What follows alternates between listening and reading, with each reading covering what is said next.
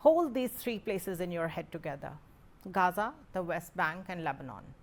Three different geographies, three different ceasefires, three different tolls, and the same pattern. Start with Gaza. The October 2025 ceasefire was sold at the end of the war. It is not.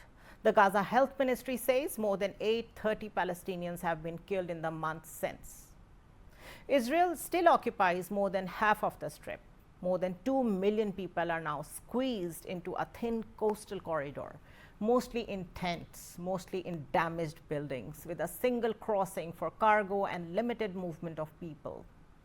UNRWA have been blocked, United Nations has been blocked from bringing humanitarian staff and supplies in directly since March of last year. Whatever shape the new Middle East is taking, this is the price being paid for it in the places that are not invited to the summit. We have Baker Younis with us. Thank you so much, Baker, for joining us. Before we discuss whatever is happening in Hormuz and elsewhere, I want to mention the three zones where a lot is happening, but it's all buried under the catastrophe that is happening in the strait, because the energy seems to be, and I don't dismiss that, it is a more important part. The economy is more important part for some parts of the world. But for me, the humanitarian side is equally important. What's happening in Gaza, what's happening in West Bank, and what's happening in Lebanon, it seems is buried under this diplomacy and this spree of visits from one place of the leadership of US and Pakistan and China and Russia from one place to another. Everybody is focused on that. What about this humanitarian toll? Who is going to take care of that? Actually, there is one problem. If you now touch the angle of Palestine, Gaza especially, there's one thing most of us do neglect actually, and that is the accountability. It's not only neglected. There is no accountability yet happened to the killing of 71,000 Palestinians and more, still under the barrel of the destruction of Gaza. Absolutely. There is a huge actually disaster happened in Gaza. The Israeli forces have taken no consideration of any international law, of any humanitarian law. They kept Gaza even before for more than 18 years under siege, and when Gazan people want to take their freedom, they have killed around 71,000 of Palestinians. Most of them are women and kids. So saying that we actually are losing the accountability, we have not held anyone accountable for this crime. Netanyahu is not accountable, the Israeli government is not accountable, the Israeli army is not accountable. And after that, we have seen the Israeli attacking Iran, attacking Lebanon, and they are still attacking Lebanon.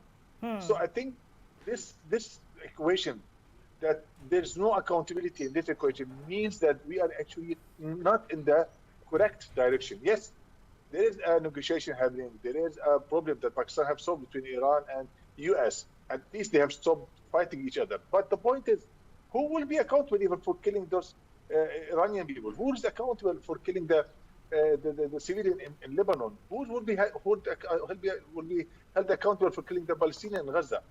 This point actually shows us that we actually not only neglecting, but we are actually not aware of what's happening. So if you are not holding anyone accountable, if the Israeli army is not accountable, killing of those Palestinian civilian women, children, and nobody's accountable. Now there's a lot of diseases coming in Gaza.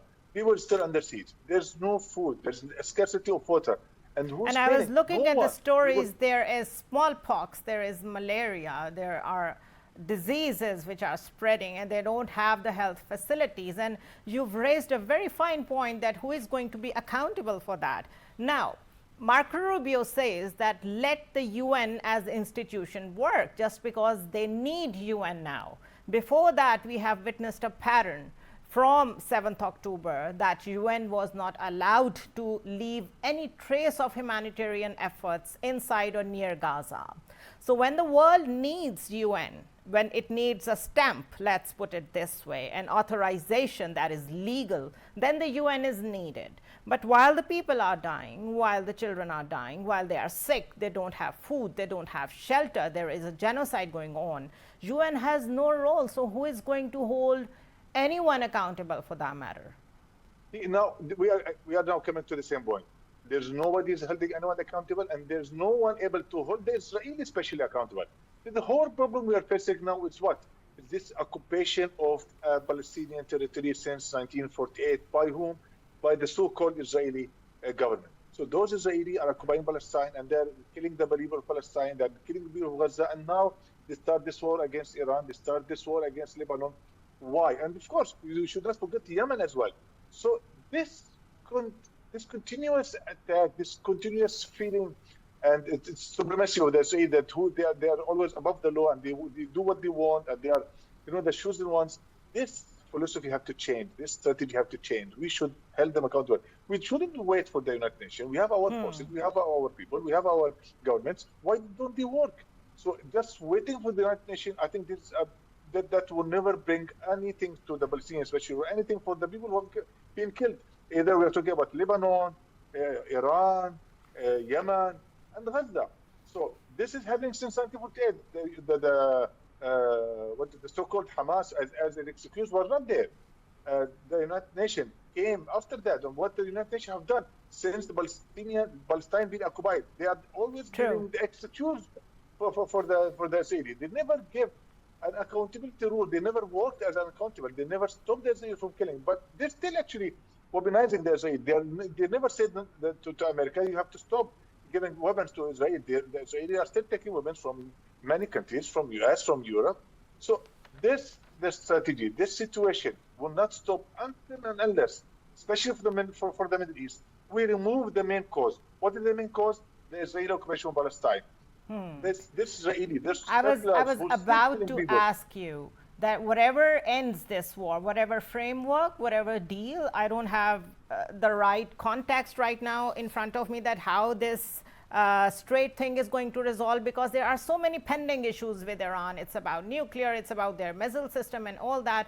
So it seems that this is going to continue for some time. But what's more urgent is what we are talking about. Do you think any kind of framework would envision or make sure that at least some sort of ceasefire, which actually happens not only on the paper, who is going to stop Israel of these violations and all that, or is that even possible to stop Israel? So we understand since the history of Israel, this creation of this occupation on the land of Palestine, we do understand that this enemy never understand or never accept any deal, either with the neighboring countries. They never accept the deals with Egypt, with Lebanon, with Syria. They have attacked Syria. They have occupied part of Syria, a part of Lebanon. They were always in war with Egypt. Only and only the force have stopped them from doing more. So the Egyptian force have stopped them. When Syria was strong, stopped them. When Lebanon had force and had Hezbollah, stopped them. So the only way, the only language actually those Israeli understand is the language of force, the language of strength, the language of desires, the language of weapons. So we are not dealing actually with a state. We're not dealing with a proper state. We're not dealing with a proper human. We are dealing with people with this mentality that they are the superior and they do what they want, and they are not actually, no law, no regulation stops them. So unless and until we understand that this is their strategy, we are dealing in a wrong way with them, because we are still dealing with them. We are giving them the we are dealing with them as a human, as a state, as a people who understand agreements, who understand laws. They are not, and they never accept. This is their history. So we should understand the main cause is Israel. The main cause of the Israeli settlers. The main cause is this occupation and this excessive force they have. That the more and more weapons they have, the more and more strategy and killing they are making in this area. So what to do? We have to find a way to stop them. And the only way to stop them is, again, I have to insist, is the language of power, because that's what they understand. That's the position that Iran takes, and that is what their asymmetry is all about. And apparently, in the cover of attacking Hamas and Hezbollah and Houthis, they are attacking civilians. So I see a conundrum here. If somebody is resisting, if some forces are resisting Israel, the price is being paid by civilians. If someone is not, then it is out in the open to expand, and expansionist kind of temperament goes on and on and on. So the long and short of the problems in Middle East is Israel. Do you see a solution, any framework, any kind of language, any kind of leverage that US might use and that could stop Israel from all that is happening right now? Is it possible?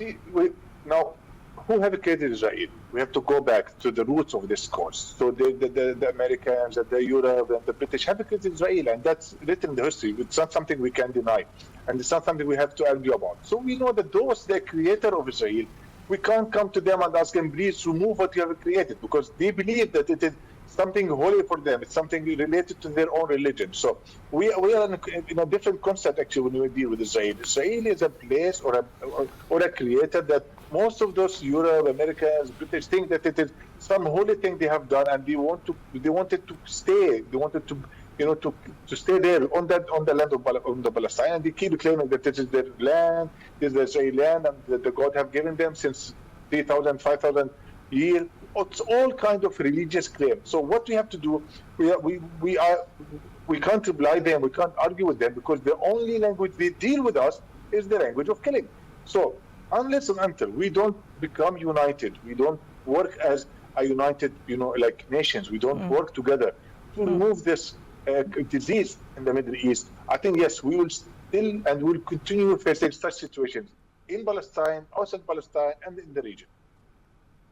Thank you so much, Baker Younis, for talking on such a humanitarian crisis which are happening in real time, and it is buried under the war and the Strait situation. Thank you so much for joining us.